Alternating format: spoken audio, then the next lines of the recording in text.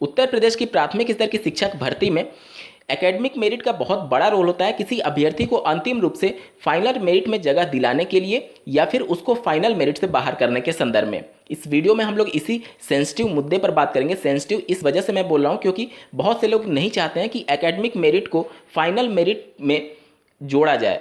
वहीं अधिकांश लोग ये चाहते हैं कि एकेडमिक मेरिट को फाइनल मेरिट में जोड़ करके ही फाइनल सिलेक्शन के लिए मेरिट बनाई जानी चाहिए। इस सब पर सरकार का क्या कुछ पक्ष है और आने वाली प्राथमिक स्तर की शिक्षक भर्ती से क्या एकेडमिक मेरिट को हटाया जा सकता है? क्योंकि एक पक्ष ऐसा भी है जो माननीय कोर्ट की भी दरवाजा खटखटाने के पक्ष में कि अगर एकेडमिक मेरिट प्रदेश सरकार के द्वारा नहीं हटाया जाता है तो वो कोर्ट के माध्यम से इसके लिए गुहार लगाएंगे कि एकेडमिक मेरिट को हटा करके सभी को एक पैमाने पर तौला जाए। इन सभी पहलुओं पर चर्चा होगी। साथ ही इस मुद्दे पर भी बात करेंगे कि अगर आपका रिस्पेक्टिवली एकेडमिक मेरिट कम है तो उस कंडीशन में आपको कितने ज़्यादा प्रश्नों को या फिर लगभग कितने प्रश्नों को सुपर टेट की परीक्षा में अटेम्प्ट करना होगा हर हाल में ताकि आपका सिलेक्शन कंफर्म हो पाए। साथ ही हम लोग एक मैथमेटिकल एनालिसिस भी करने की कोशिश करेंगे कि कितना प्रभावित करता है एकेडमिक मेरिट आपके फाइनल सिलेक्शन को लेकर के। तो अंत तक बने रहिएगा इस वीडियो के साथ। नमस्कार दोस्तों, मेरा नाम है नीरज और आप देख रहे हैं करियर बिट यूट्यूब चैनल। अगर आप इस चैनल पहली बार विजिट कर रहे हैं तो इसको सब्सक्राइब करते हुए बेल आइकन को प्रेस करना ना भूलें। दोस्तों, ये तो तय है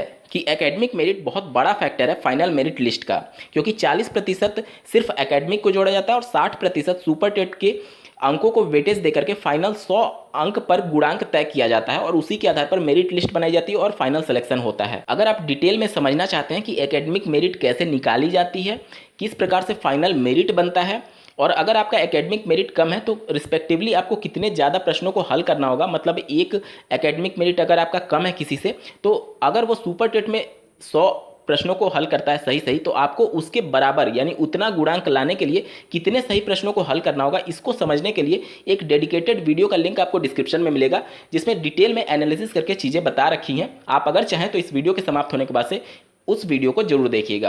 अब आते हैं इस महत्वपूर्ण मुद्दे पर कि क्या आने वाली प्राथमिक स्तर की शिक्षक भर्ती में एकेडमिक मेरिट जुड़ेगा या फिर हटेगा, क्योंकि कोर्ट का भी सहारा लेने के लिए अभ्यर्थी विचार कर रहे हैं।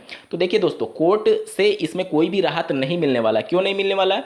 क्योंकि इसके पहले जो भी शिक्षक भर्ती से संबंधित या फिर अन्य मामले जो कोर्ट में गए हैं उसमें कोर्ट ने स्पष्ट रूप से ये टिप्पणी की है कि चयन प्रक्रिया राज्य सरकार का विषय है कि वो कुछ भी चयन प्रक्रिया का प्रोसेस अपना सकती है। मतलब सिलेक्शन का क्या प्रोसीजर होगा वह राज्य सरकार का विषय है और वो पूरी तरीके से हकदार है कि वो एकेडमिक मेरिट को रखना चाहती है या फिर नहीं रखना चाहती है। और अगर सरकार के पक्ष को देखें तो विश्वविद्यालय स्तर की शिक्षक भर्ती के क्रम में यहाँ पर कुछ महत्वपूर्ण बदलाव किए गए हैं और इसमें एकेडमिक मेरिट को भी 20 अंक का वेटेज दिया गया है। यहाँ पर आप देख सकते हैं तीसरे नंबर पॉइंट में स्नातक, स्नाकोत्तर, एमफिल तथा समतुल्य डिग्री के आधार पर बेसिक अकादमिक स्कोर 20 अंक, यानी कि जो विश्वविद्यालय स्तर के जो प्रोफेसर होते हैं उनके भी चयन प्रक्रिया में एकेडमिक को अहम रोल दिया जा रहा है। तो अब मान करके चलिए कि जब सरकार विश्वविद्यालय स्तर की परीक्षाओं में भी एकेडमिक जोड़ने के लिए पूरी तरीके से तत्परता दिखा रही है तो वो क्या प्राथमिक स्तर की शिक्षक भर्ती से एकेडमिक हटाएगी? कभी नहीं हटाएगी। दोस्तों, अगर आपका एकेडमिक मेरिट कम है तो ये निराशा का विषय नहीं है, बल्कि आपको कड़ी मेहनत करने की जरूरत है। और इस वीडियो को कभी भी अन्यथा की कंडीशन में मत लीजिएगा। इस वीडियो का मकसद सिर्फ आपको इतना समझाना है कि आपको और ज़्यादा मेहनत करने की जरूरत है और अभी से आप उसके लिए प्रिपेयर हो सके और एक खाका आपके मन में तैयार हो सके कि कितने प्रश्नों को आपको अनिवार्य रूप से हल करना ही होगा। उसी प्रकार से अपने आप को ढालने की कोशिश करें। एक डिटेल्ड एनालिसिस का वीडियो इस वीडियो के डिस्क्रिप्शन में आपको मिलेगा जिसमें यही बातें बता रखी गई हैं कि अगर आपका एकेडमिक मेरिट 22 है, 23 है, 24 है, 25 है, 30 है, 31 है तो उसके अकॉर्डिंग आपको फाइनल सिलेक्शन के लिए कितने प्रश्नों को सुपर टेट में अटेम्प्ट करना होगा। इन दोनों वीडियोस को, जो पहले हमने वीडियो के बारे में बात की थी और अभी जो वीडियो की बात कर रहा हूं, दोनों का लिंक आपको इस वीडियो के डिस्क्रिप्शन में मिलेगा। दोनों वीडियोस को आप जरूर देखिएगा, आपको बहुत कॉन्फिडेंस मिलेगा। एकेडमिक मेरिट का फाइनल लिस्ट में जोड़े जाने का विरोध पहले भी होते रहे, लेकिन विगत 2 वर्षों से इसका विरोध बहुत तेजी से बढ़ा है, क्योंकि जब से बीएड को प्राथमिक में शामिल किया गया है तब से इसका विरोध और ज़्यादा तेज हो चुका है। यहाँ पर कुछ पक्ष विपक्ष की बात कर लेते हैं कि एकेडमिक मेरिट को जोड़ा जाना फाइनल मेरिट में कहाँ तक सही है। देखिए, अगर सभी को एक मेरिट पर लाना है तो फाइनल मेरिट को हटाए जाने का फैसला सही हो सकता है। क्यों? क्योंकि बहुत से ऐसे अभ्यर्थी होंगे जो कि बहुत पहले हाई स्कूल, इंटरमीडिएट, ग्रेजुएशन और बीएड बीटीसी कंप्लीट किए हुए होंगे। तो अभी के जो अंक दिए जाते हैं वो रिस्पेक्टिवली पहले के जो अंक दिए जाते थे, जो फाइनल मेरिट बनती थी, उनसे बहुत ज़्यादा बनते हैं। आप अगर हाई स्कूल या फिर इंटरमीडिएट की परीक्षाओं को देखेंगे तो पहले के जो यूपी बोर्ड की परीक्षाएं होती थी और अब जो यूपी बोर्ड की परीक्षाएं होती हैं उसमें आप देखेंगे कि 80% से नीचे तो बहुत कम लोगों का होता है। मतलब नॉर्मल कंडीशन में 75% यानी ऑनर्स के साथ सभी अभ्यर्थी अब लगभग पास हो जाते हैं। तो एक तरीके से ये गैप हो रहा है, जिसकी वजह से जो एकेडमिक मेरिट है, जिनका अभी जो हाल ही में बीएड बीटीसी कंप्लीट करेंगे उनका ज़्यादा होगा, और जो पहले के किए होंगे उनका कम होगा।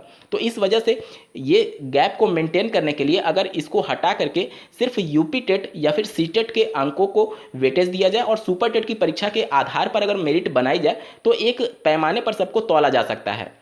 ये तो हो गया एकेडमिक मेरिट हटाने के पक्ष में। और अगर विपक्ष की बात की जाए तो विपक्ष इससे ज़्यादा मजबूत है।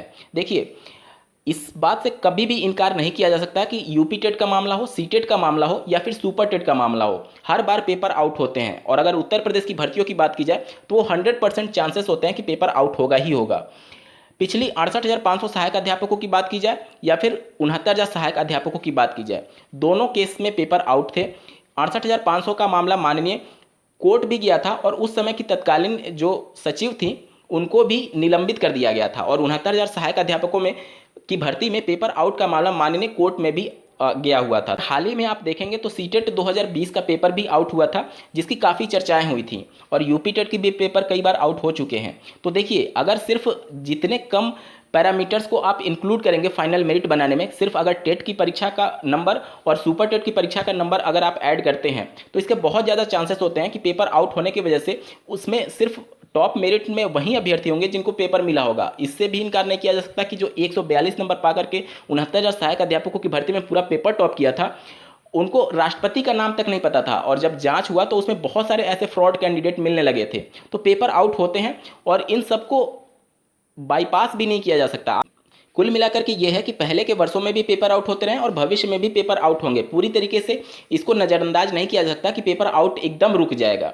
तो इन सब को निपटने के लिए सरकार का ये पक्ष ठीक है कि अगर जितने ज़्यादा पैरामीटर्स को हम ऐड करेंगे फाइनल मेरिट बनाते समय, उतना ही कम ज़्यादा धांधली के चांस रहेंगे। अब इस समय देखिए, जो वर्तमान जो चयन प्रक्रिया प्राथमिक स्तर की शिक्षक भर्ती की, उसके अनुसार high school, intermediate, graduation, BEd या फिर बीटीसी के 10-10% अंकों को जोड़ करके 40% एकेडमिक को वेटेज दिया जाता है और 60% सुपर टेट की परीक्षा के अंकों का वेटेज दिया जाता है। अब मान करके चलिए कि अगर कोई अभ्यर्थी सुपर टेट की परीक्षा में पेपर आउट करा करके गलत तरीके से अगर अधिक नंबर भी पा गया, उस कंडीशन में अगर high school, intermediate, graduation, BTC में अगर उनके मार्क्स कम होंगे तो उनका फाइनल मेरिट में नीचे आ जाएगा।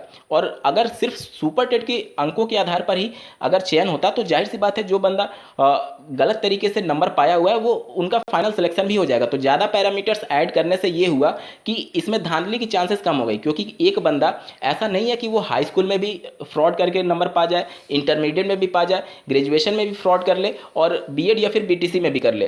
तो इस प्रकार से जितने ज़्यादा पैरामीटर्स सरकार ऐड करेगी, उतना ज़्यादा धांधली के चांसेस कम होते जाते हैं, और ये एक अच्छा तरीका भी है। दोस्तों, एकेडमिक मेरिट के संदर्भ में आप लोग का क्या कुछ विचार है, कमेंट करके जरूर बताइएगा। और दोस्तों, एकेडमिक मेरिट के संदर्भ में आप लोग का क्या कुछ विचार है, कमेंट करके जरूर बताइएगा। और एकेडमिक मेरिट किस प्रकार से फाइनल मेरिट को प्रभावित करता है, और अगर आपका एकेडमिक मेरिट कम है तो कितने प्रश्नों को आपको अटेम्प्ट करना होगा अनिवार्य रूप से। इन दोनों वीडियोस का लिंक आपको इस वीडियो के डिस्क्रिप्शन में मिलेगा। दोनों वीडियोज़ को आप लोग जरूर देखिएगा, आपको बहुत ज़्यादा कॉन्फिडेंस मिलने वाला है। इस वीडियो को देखने के लिए आपका बहुत बहुत धन्यवाद। भगवान करे आपका दिन शुभ हो।